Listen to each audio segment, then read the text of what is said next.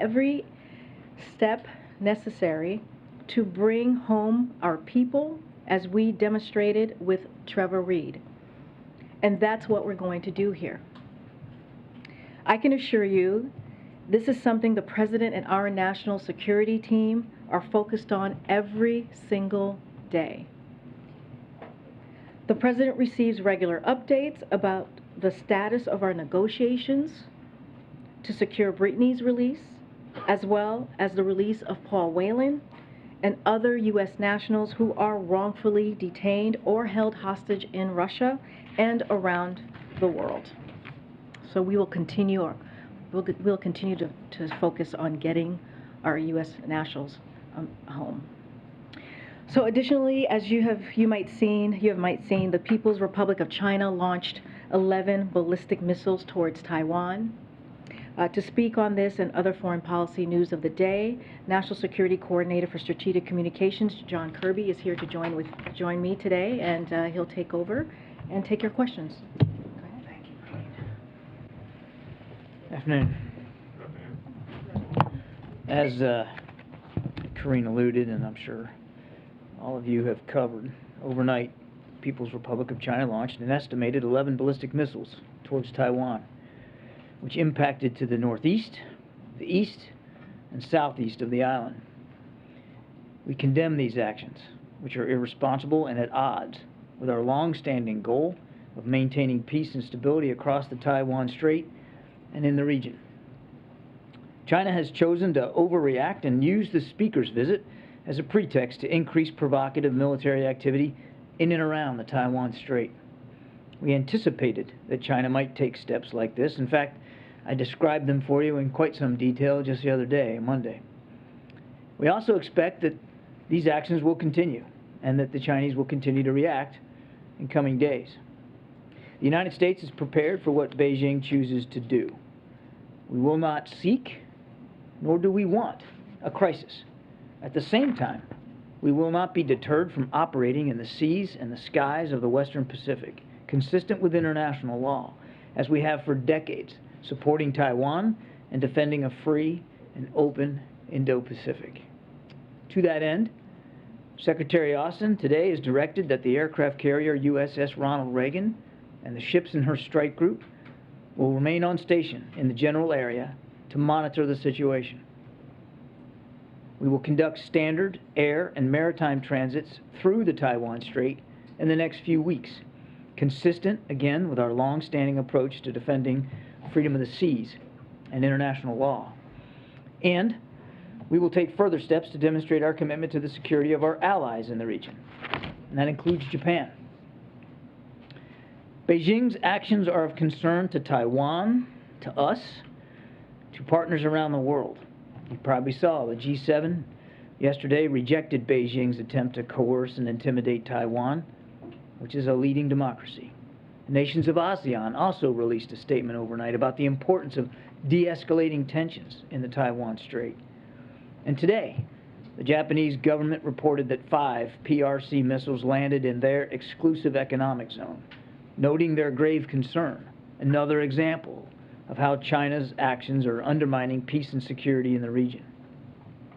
And we're going to continue to communicate closely with our partners around the world, which we have demonstrated over and over again is a strength of this administration. Beijing's provocative actions are a significant escalation in its long-standing attempt to change the status quo. As just one example, over the past 2 years, the PRC has more than doubled the number of aircraft that they have flown over the center line that separates China and Taiwan as compared to the time period between 2016 and 2020. And Beijing has pursued economic coercion, political interference, and cyber attacks against Taiwan, all of which erode the cross-strait status quo. The United States will be resolute, but also steady and responsible. We do not believe it is in our interest, Taiwan's interest, the region's interest, to allow tensions to escalate further, which is why a long-planned Minuteman III ICBM test scheduled for this week has been rescheduled for the near future. As China engages in destabilizing military exercises around Taiwan, the United States is demonstrating instead the behavior of a responsible nuclear power by reducing the risks of miscalculation and misperception. We will continue to demonstrate transparency in our U.S. ballistic missile tests through timely notifications. That's a practice that China has often rejected. Rescheduling this test will not in any way, impact the modernization, the readiness, or the reliability of America's safe, secure, and effective nuclear deterrent. And the test will happen. It will be rescheduled for the near future. I want to reiterate, as I've been saying all week, nothing has changed about our One China policy, which is guided by the Taiwan Relations Act, the 3 joint U.S. PRC communiques, and the 6 assurances. And we say it that way every time because it's exactly consistent. And we said that we oppose any unilateral changes to the status quo from either side. We've also said we do not support Taiwan independence, and that we expect cross-strait differences to be resolved by peaceful means. We're also maintaining communication with Beijing. As President Biden told President Xi, the Speaker's visit was consistent with our One China policy, that she had a right to visit, and that a previous Speaker of the House has also visited Taiwan before without incident. This is how we're going to defend America's national security interests and our values, and that is how President Biden directed us to operate in the days ahead, with consistency and clarity and transparency. We'll keep doing that, what we're doing, and we're going to keep supporting cross-strait peace and stability because it matters, not just in the Strait, not just to Taiwan, but to the entire region. With that, take some questions. Thanks, John. A couple questions about Brittney Griner's sentence. First off, why do you believe the Russian judge chose a 9-year sentence for what appears to be a very minor infraction? I certainly can't get inside the head of a Russian judge. What we have seen similar maximum sentences for drug charges of foreigners in Russia. They typically, it's just historically speaking, foreigners that are arrested on drug charges and then convicted under their system tend to get much higher sentences than would be Russian citizens, but I honestly can't speak to it. I will tell you that, as Corrine rightly said, she shouldn't have even been on trial. She's wrongfully detained. Absent that, we find the sentence reprehensible in its scope. You know, some details of the U.S. Prisoner swap offer have obviously been public. Do you think the Russians would ever accept a prisoner swap that wasn't 1 for 1 or 2 for 2, 2 of our prisoners for 2 of theirs? That's a better question for the Russians. What I can tell you is that we put forth a serious proposal. And I know everybody is making some assumptions here about what that proposal is. I won't go into detail about it. But it's a serious proposal. We urge them to accept it. They should have accepted it weeks ago when we first made it. Why did you make the details of that offer, or the fact that you made an offer public? Doesn't that encourage Russia, or really any bad actor, to take more Americans prisoner, thinking the Americans are going to be willing to deal? Yeah, Tyler asked me that same question, I guess a week or so ago. We didn't make it public. We didn't make the decision to make it public lightly. I mean, it's not the kind of thing that you typically do. But what was happening in her case a week ago, what wasn't happening in our negotiations a week ago, and in the context of her having to testify in her own defense at a sham trial, all of that played into our decision to at least make public the fact that there was a proposal. It was an earnest attempt to see if we could get to some outcomes here, and we're still gonna keep making those attempts. Thank you so much. You had called a counteroffer by Russia unserious, which involved their offer that the U.S. release a convicted Russian national who's being held in Germany, convicted of murder. Is it still an unserious offer? Are you giving it another look in light of the sentence? Nothing's changed about our position on that topic. I mean, I don't think we'd go so far as to even call it a counteroffer. President Biden said today, in response, my administration will continue to work tirelessly and pursue every possible avenue to bring Brittney and Paul Whelan home safely as soon as possible. Is that a suggestion that he's willing to go even further? Is there more that the U.S. can do to pressure Russia to accept this offer? I think Karine covered it really well in her opening statement. I mean, the president's laser focused on this, and he and the whole team are working this literally every day. And just like I won't get into the details of the proposal that we put forward, I don't think it would be helpful to Brittney or to Paul for us to talk more publicly about where we are in the talks and what the president might or might not be willing to do. I just want to, again, reiterate what Karine said.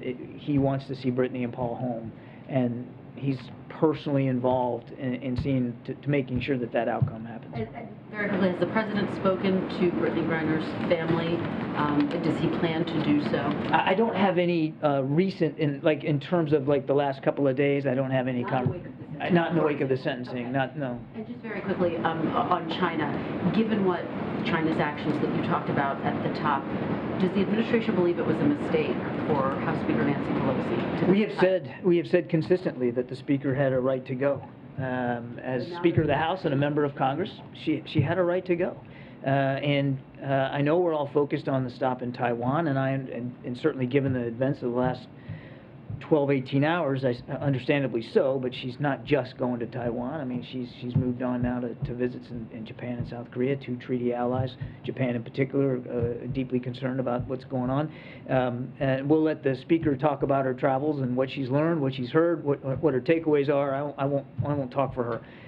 Members of Congress have every right to travel overseas, and that includes Taiwan, and they have both from both parties have just this year. And she's the Speaker of the House, but she's also a member of Congress. She has the right to go, and our job was to make sure that she had a safe and secure visit. We did that. We're still in touch with her staff. We're still responsible for making sure the rest of her trip is safe and secure. We'll let her talk about it when she gets back. Thanks, John. On Griner, I know you said you can't get into too many details here, but can you say if there are non-prisoner concessions on the table at all that you would be willing to consider? I'm not going to get into any more detail. Okay. And then on China, is the president considering another call with President Xi at all, given how these escalating tensions? I don't have any call on the schedule to talk to or to announce. Is that being considered at all? I'm not going to get ahead of the president's schedule. As I said in my opening statement, the lines of communication with China are still open at different levels, of course, but I won't get ahead of the president's schedule. Thank you, and thanks so much, John. So you've explained what the U.S. is trying to do in terms of sending out military, the USS Reagan, to the region to ensure, I assume... She was already in the region, yeah, but... Understood. Okay, so that, I assume that's also part of keeping shipping routes and open and safe. I understand that the Taiwanese president is also saying that she's in contact with U.S. allies to ensure that airports and seaports remain open. Is that also part of the what the administration is trying to do here? And the other thing is just to touch on the kinds of communications that you're having with the Chinese government. Do you believe that at this point there is a diplomatic off-ramp for this crisis? Well, we certainly would like to see the tensions de-escalate, and if that's best done through diplomacy, the United States would fully support that. We want to see the tensions come down. I would submit to you that they could come down very easily by just having the Chinese stop these very aggressive military drills and flying missiles in and around the Taiwan Strait. You don't need diplomacy to just simply stop doing something that's escalating the tensions and putting peace and security in the region at risk. Look, the Ronald Reagan and her escort ships, very capable strike group. They're there to monitor the situation. They'll be there for a little bit longer than they were originally planned to be there. Again, I won't get ahead of the ship's schedule, but the president believed that it was the prudent thing to do to leave her and her escort ships there just a little bit longer. Can we just follow, is there any kind of support that the U.S. is providing to Taiwan in terms of protecting it in the context of cyber security attacks? I think that's also something that the Taiwanese are concerned about. Yeah, look, for lots of good reasons, we don't talk about steps we take either unilaterally or bilaterally in cyberspace. We are committed, as we have been now for decades, to Taiwan's self-defense. I'll leave it at that. Give us a sense of what Griner's sentencing may mean for negotiations. Her Russian lawyer had said that a deal wouldn't be possible until after she was convicted and sentenced. So now that that's happened, is it more likely, you think, that we may see them willing to negotiate? Essentially, does a conviction open new doors for negotiation? That's really up to the Russian side. We're still open to having our proposal seriously and positively considered. And if on the Russian side that means that they feel like they're more empowered to do that, then so be it. We want them to take the offer that's on the table because it's a good one, it's a fair one, and it'll help bring Paul and Brittney home. And if this is what's it's gonna take to get them to yes, then okay, let's get to yes. Let's get them home. And it has been now almost a week since Secretary Blinken and Lavrov spoke over the phone. Have you gotten any serious signs from Russia that they're willing to negotiate? Is there any glimmer of progress since then in the last week? I'm not going to negotiate in public. Conversations are ongoing at various levels, and I'll just leave it at that. And just to follow up on Nancy's question, what message do you think the Russians are trying to send to the U.S. by giving Brittney Griner so severe a sentence? Again, I can't speak for the Russian judge, and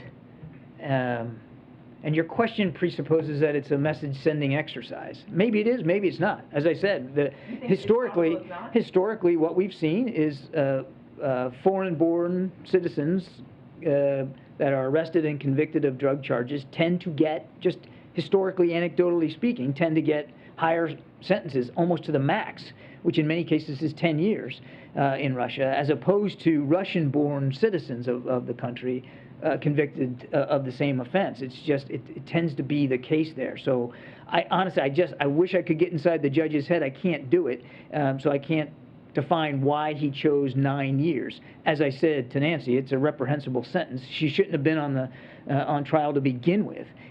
But again, that's why I think that's why you saw the president come out so strongly against this sham trial to begin with. But to be clear, do you think she's being used as a political pawn here?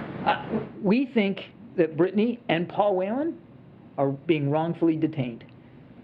They are being wrongfully detained. They need to be let go. They need to come home. We're going to keep working on that. I cannot ascribe Russian motives or intent here.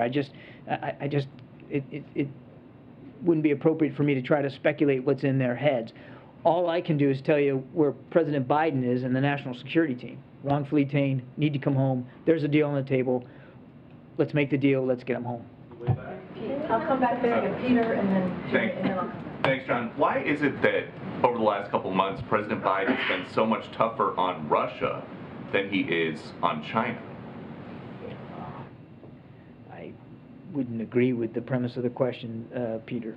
Well, I think when Russia was getting aggressive around Ukraine, the president was out every couple days telling Putin, don't do it. And now China is getting aggressive around Taiwan, and we're not hearing anything like that from the president. Oh, beg to differ. We've been standing up here for almost a week, Peter, talking about our concerns about what China was preparing to do. We put out declassified information that we saw what the Chinese playbook was going to be.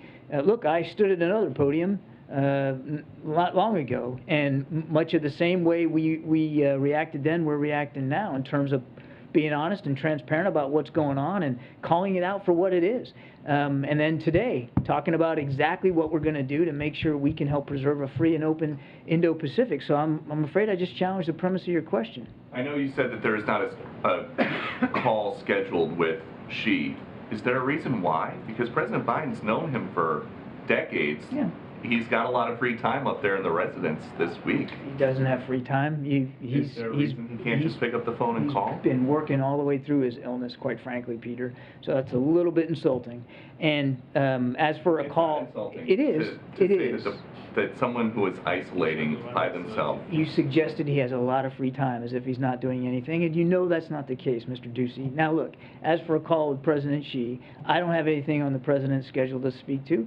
If ever the president felt like a call with President Xi was the appropriate way to respond, or that it would have an effect and an outcome that he wants to achieve, he certainly would be willing to do that. He's talked to Xi now 5 times. It's not like he's afraid to pick up the phone and call President Xi. And if there's if a call is the right answer, I'm sure that President Biden will do that. But I'm not going to get ahead of the president on this. I do want to stress, I said it before, but I do think that your question begs me to say it again, that the lines of communication are still open with Beijing, and we're using those lines of communication. And I think you'll see that in days to come as well. That's really important.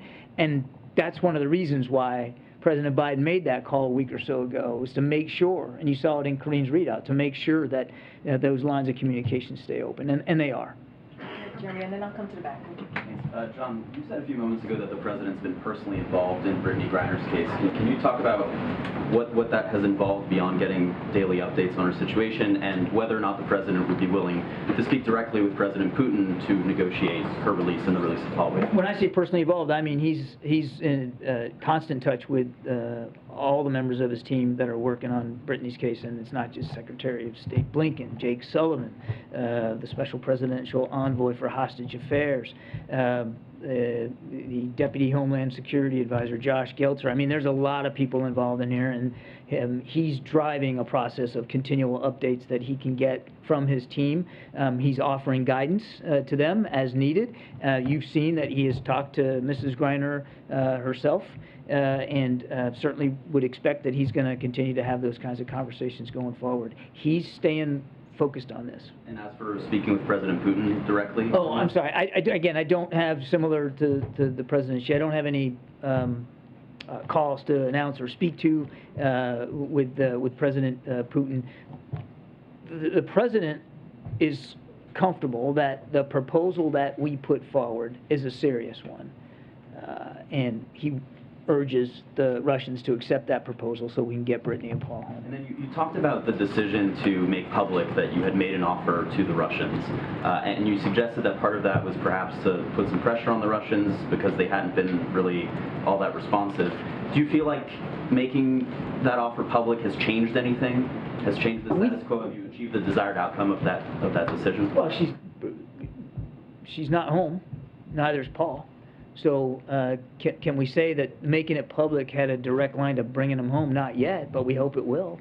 We hope it will. We felt it was important to make sure the American people knew, but as well as people around the world, how seriously we're taking these 2 cases, and that so seriously, in fact, that we had made a proposal that we believe the Russians ought to accept. And you'll notice that the day after we did that, the Russians started talking, even publicly. So I'll leave it at that. And then on a separate issue, CNN reported today that the Department of Homeland Security is going to stop wiping mobile devices of high-level officials and political appointees without backing them up first, and is launching a 30-day review of policies.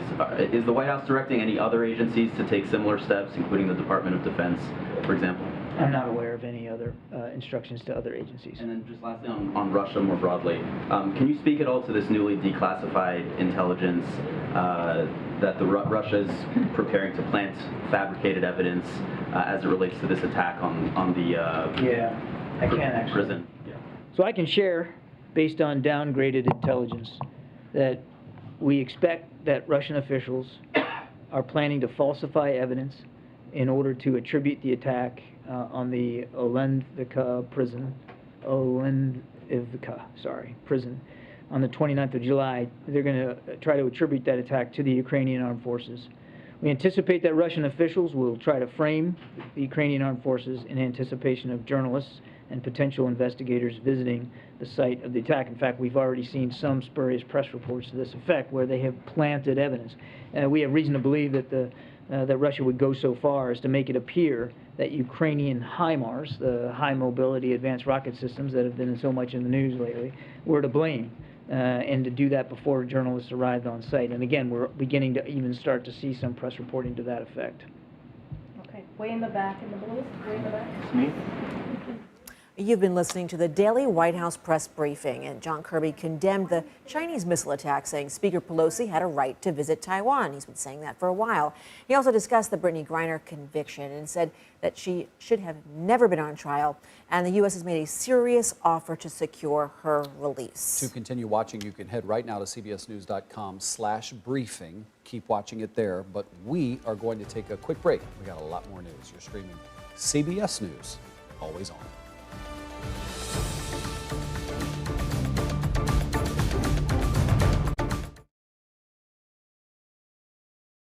CBS News Sunday Morning with Jane Pauley on CBS.